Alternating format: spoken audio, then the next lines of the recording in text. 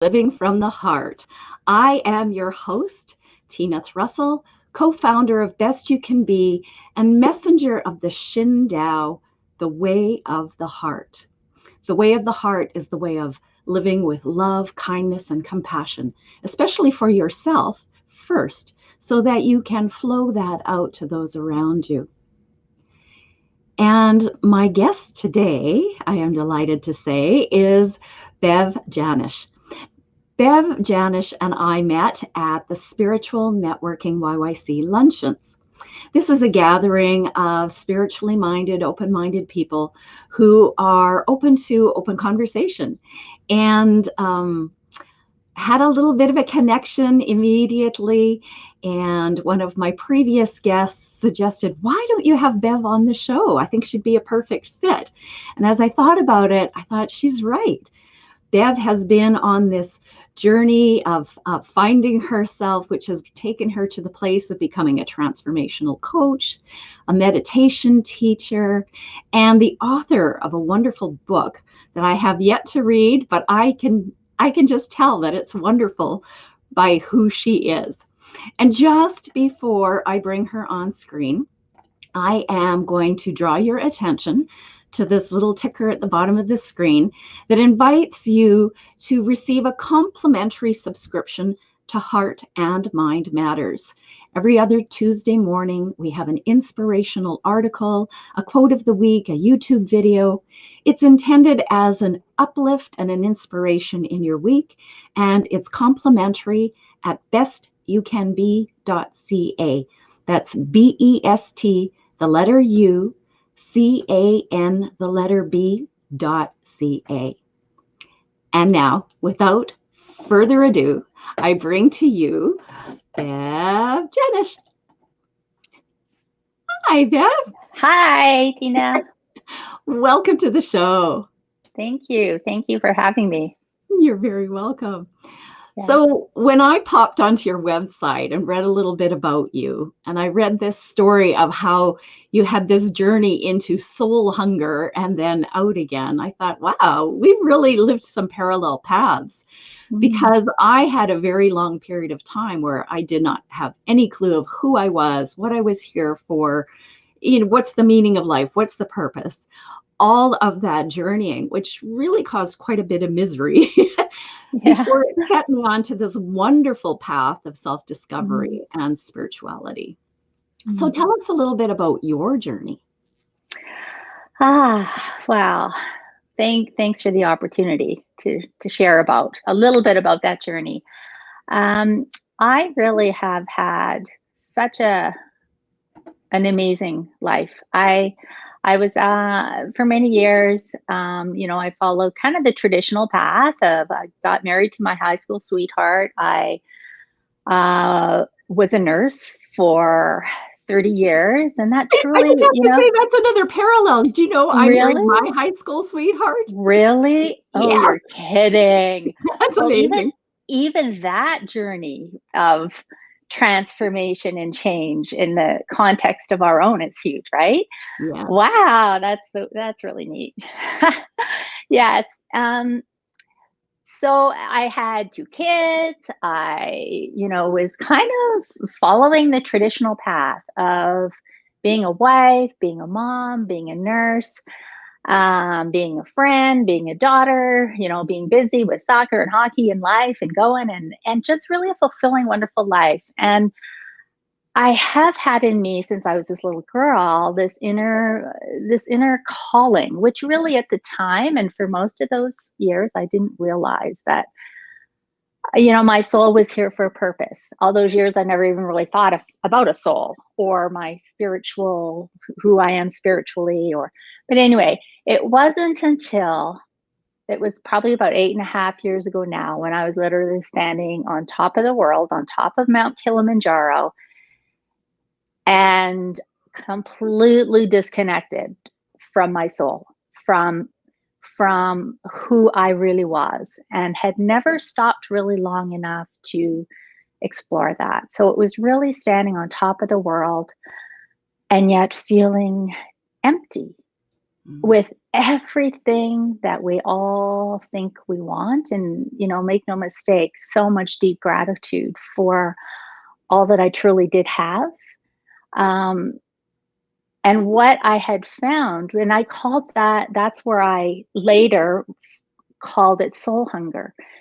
I had kind of followed the traditional path of having the opportunity to retire from nursing young, and that sense of losing that sense of deep meaning in my life and really realizing that was a soul's call for me, um, left me with a deep sense of soul hunger and triggered what I would call, and what some of us experience, as the dark night of the soul, where I went into a cocoon of not, basically for a period of time, needing space. I needed to be by myself. I didn't understand why. I didn't know what this was about. And that was a scary time, because what could possibly be missing? Where do I figure that out? How do I reconnect with me, and why am I lost? And so through that journey it was a dark night of the soul. It was very confusing.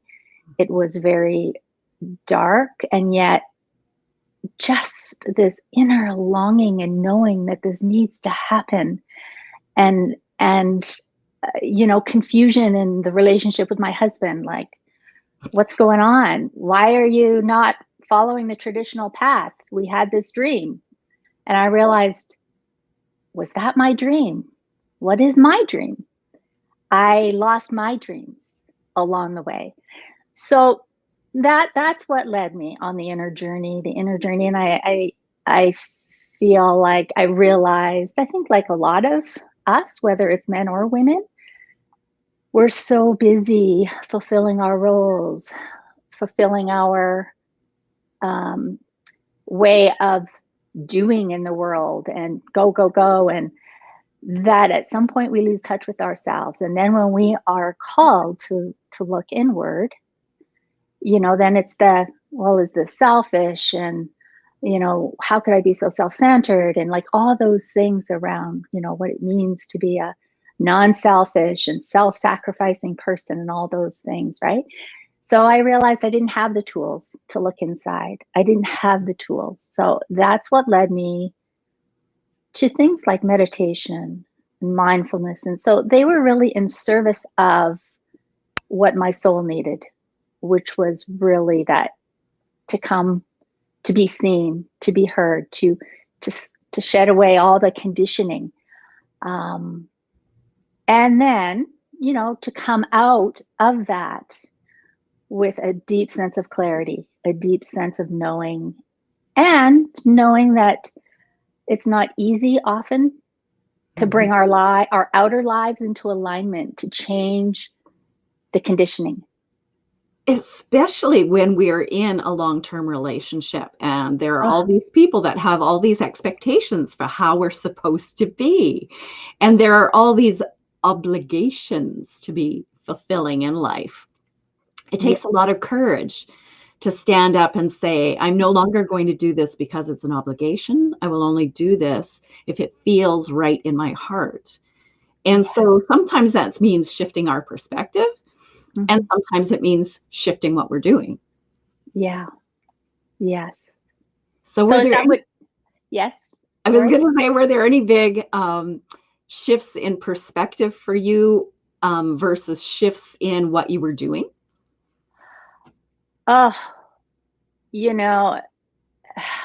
Huge shifts in perspective. Huge. And I think that is, they're not the minor changes. They're not the changes of I'm going to make some tweaks here. Like I wrote about in my book, and really it is about the journey through that dark night of the soul.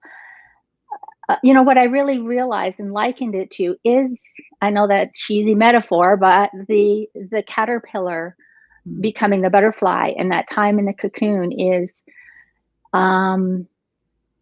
truly like the caterpillar, the caterpillar goes around gorging all the time, just gorging on other people's beliefs and eating, stuffing itself full and getting bigger.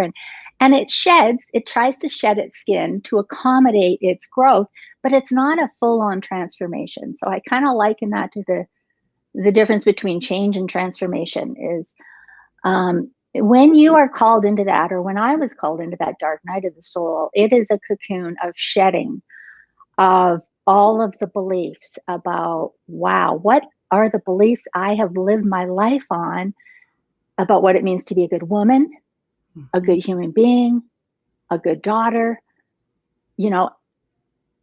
and all, like you mentioned earlier in your introduction, that where is this anger and resentment in me coming from? What is this? Where is this belief arising? Why am I not more self-compassionate?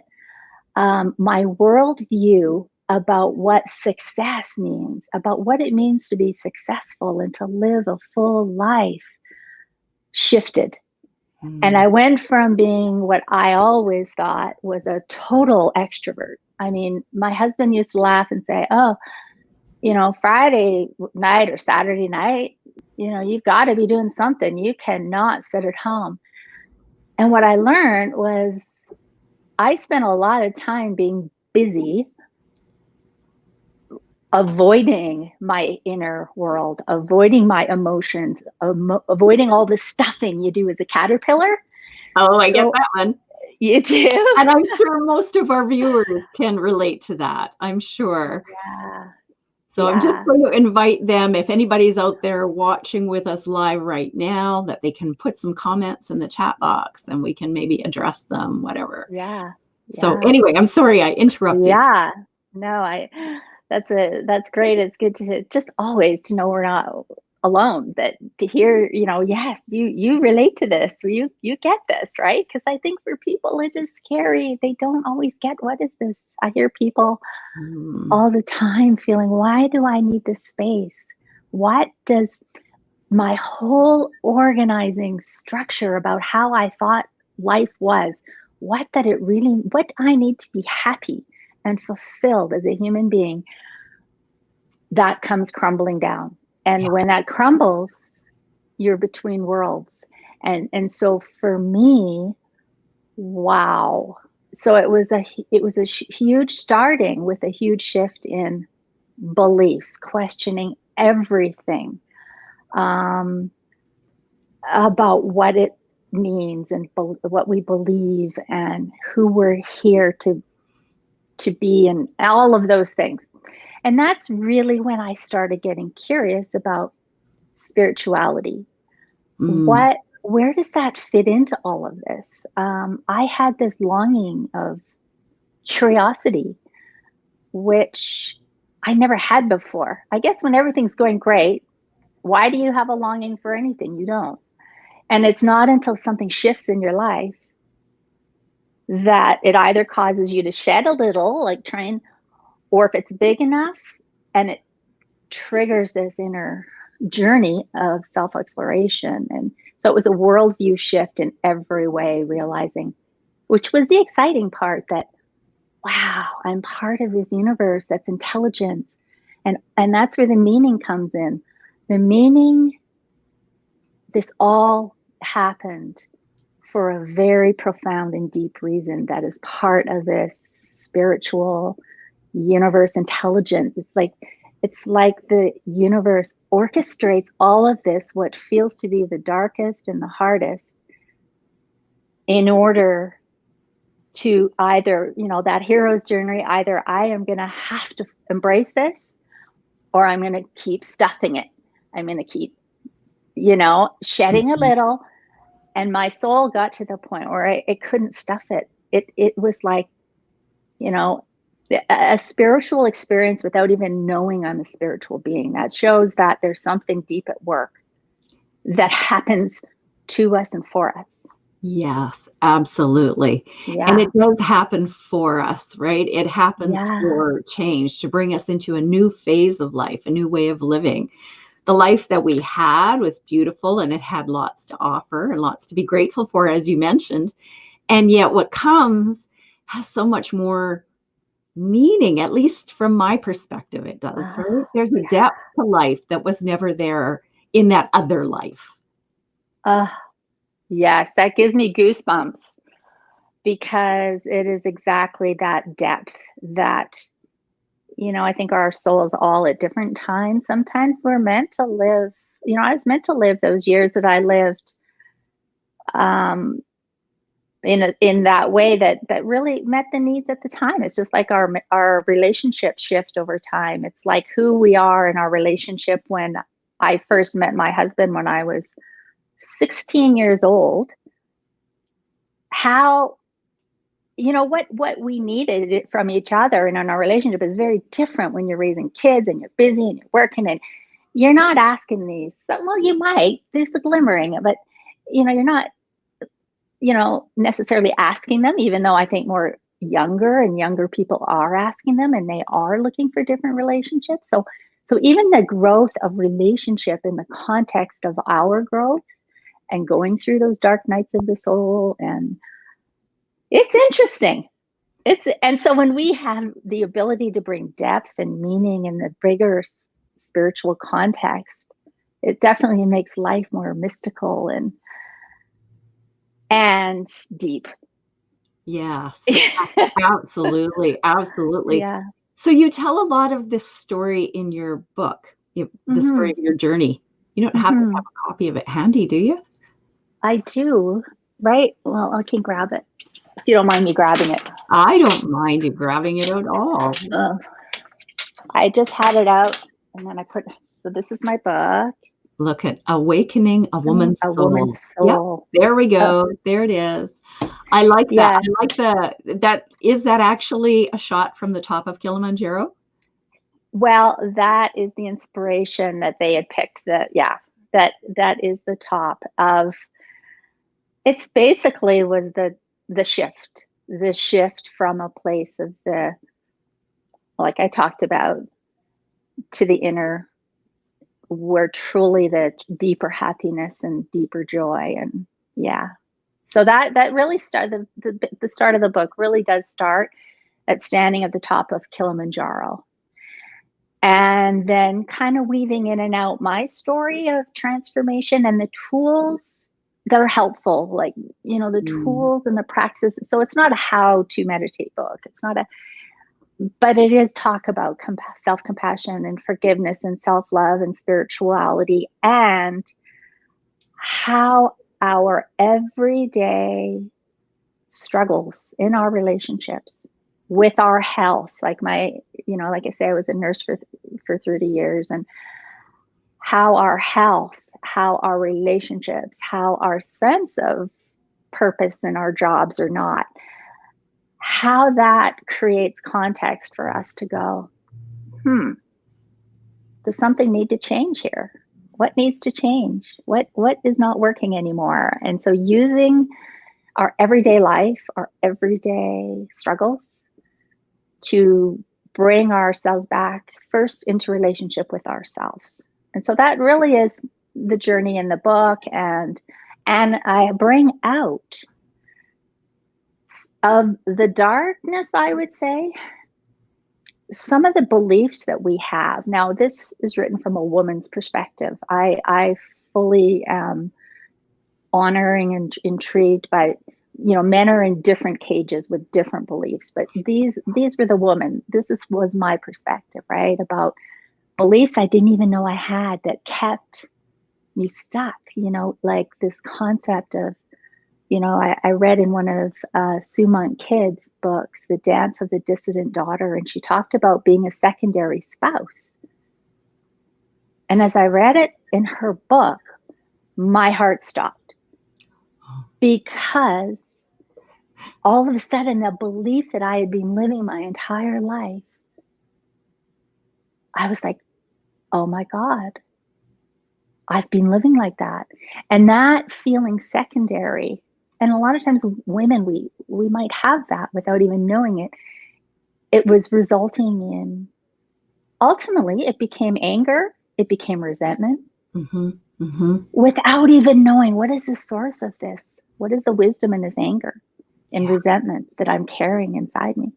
So anyway, that's the journey of the book. And I share, and there's other women that have shared their stories that are kind of weaved in there too, to show our common struggles and our common opportunities and how we can come out the other side. Yeah. I think it's going to be an amazing read. Like I said at the beginning, I admitted I hadn't read your book, but your description is amazing. And like I said, we have a lot of parallels in our life. Oh, The fact that we married our high school wow. sweethearts.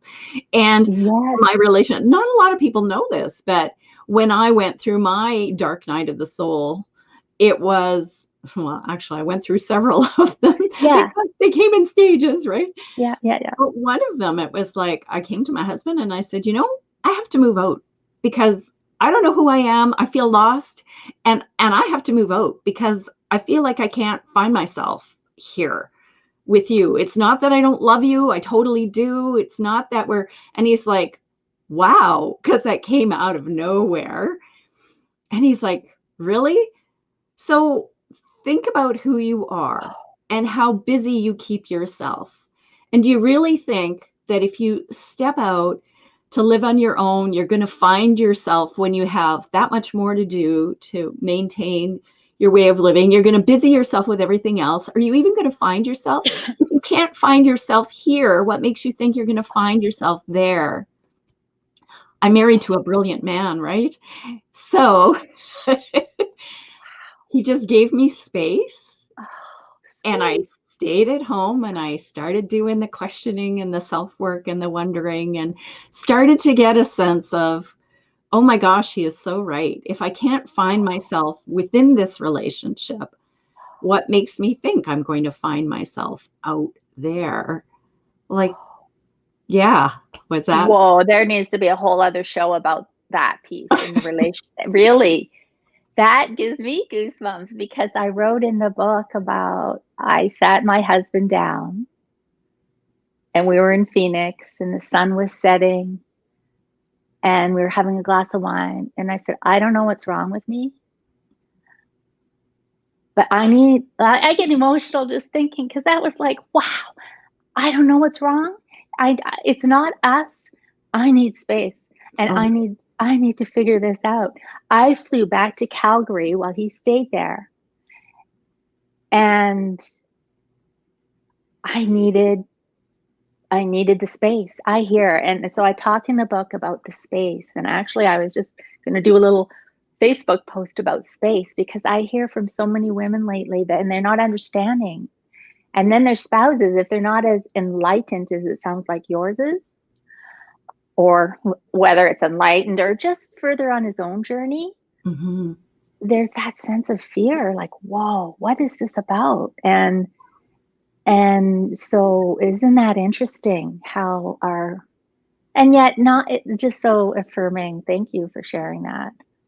Yeah. Yes. And what's interesting is that my sense of wanting that space never went away. It never went away. It was like, I remember going online and finding this place called the Oasis or something. It was in the Sedona Desert where you could go and just work on the land and stay in a little cabin by yourself. And I so wanted to go.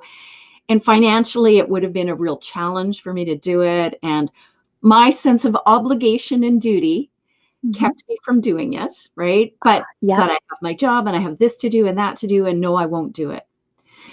And I think I made my journey that much longer by not listening to what my soul wanted. The whole dark night of the soul dragged out for years, really, literally kept coming up in different ways because I didn't listen and do what I needed in the first place. So that's for anyone listening out there, if there is something in your soul that you really feel you need to do, just do it, because it doesn't go away. It will always be there. And it's so worth it. And it's hard and it's worth it. And wouldn't you say, like, it sounds like we've had this similar as, that big dark night of the soul was more my entire life got turned upside down. That was the biggie. And since then, I can see where I've had periods, and I've just come through another one where it was a darker night of the soul. It was definitely not, but again, there needed to be a shift. Mm-hmm. And yet, after you understand it, you gain the skill and the confidence in navigating it. You've got the tools to realize this is part of something bigger, really, than us. Mm-hmm. That they don't last as long, and they're meaningful, and we're better, even though it doesn't make it easy. It kind of never makes it easy, but it is. So it sounds like you're like, that's such great advice, is like, it doesn't go away. And what I also have realized as being a nurse, I had worked in palliative and end of life care, which is interesting. I helped people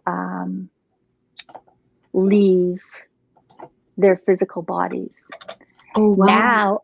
Now, I worked as palliative as people were dying. Now I help people leave their small sense of self, to awaken to their, that there is a dying and there is grief to that way of life that we're letting go of. And it is a process, and there's grief, and there's bargaining, and there's anger, and there's all of that. But like you say, it just isn't going to go away. And when we suppress it, what the suppressing was doing in me, and I see in a lot of other people, men and women, the suppressing comes out sideways in health issues, in emotional, there's the spiritual depression that it's not something a pill's going to fix. And I know there's definitely a time, absolutely, for medication. But then there's that dark night of the soul. There's that thing that is going to come out in other ways. It's going to come out in our health is going to suffer. Our emotional health suffers. Our sense of feeling alive, we feel dull. It just doesn't go away, which is part of the universe's intelligence to kind of listen. Yeah, I'm trying to tell you something. Yeah, absolutely. Yeah. That is absolutely true. Oh my gosh. It's like 27 minutes into the show, and we're just have so many things. It's so exciting. I know. We can easily have an hour, easily. Yeah. However, I try to keep it short so that people will actually watch. Yes. So I've just put your website on the screen. I know that they'll read a little of your story there. They'll find out about your book there. What else are they going to find on your website? What else? Lots of blogs and sharing about the journey of transformation and coming home to ourselves. And they'll find a resource page with some different tools and resources that I have found helpful, that may or may not be helpful for other people. They'll find information about my coaching if people feel they want one-on-one support. They'll find a Learn to Meditate guide, which is the place, basically start with our nervous system, settling down that inner, So just a guide, how to set up like a very basic meditation practice in 5 minutes a day. And that's so critical. That gives you the space that we're craving, little snippets every day, right? Yeah. But meditation and mindfulness were the next huge phase of change in my life, for sure. Because I had come to a point where I almost literally killed myself with adrenal fatigue. Just that going, always doing, it just drains your system because you're constantly running on adrenaline. Everything is urgent. Everything's a big issue. It's like you're constantly fighting fires, and the body just finally says enough and shuts down. And coming to that place, I could do all the medical things, but it only took me to a certain level. And then it was the mindfulness, the meditation that brought that central nervous system, as you say, into that place of rest and digest, that then the recovery can happen. And we find our peace of mind. And we come to center in our heart. And then we're able to start living in alignment, truer to who we are. Oh, that's beautiful. That just says it right there. That's beautiful. Kind of sums up your life work, right? Teaching people that. Yes, and yours. It's amazing. That's amazing. What an honor for me to hear that from you. And yeah, very, very amazing. Well, it's been wonderful. Thank you for sharing your story, Bev. I know that people will benefit from going to your website and taking a look at all those resources, the How to Meditate tools and things like that. And of course, anyone who resonates with Bev's energy and the message that she's bringing, by all means, contact her. Just inquire about one-on-one work and what that can mean for you. And we thank you again. Any last words of advice for our few viewers? Just to trust that deep inner knowing, and trust. Don't let the me get in the way of that deep knowing that your heart and your soul truly is going to be the guide. Beautiful, beautiful finishing note. Thank you again. And until next week, ciao for now.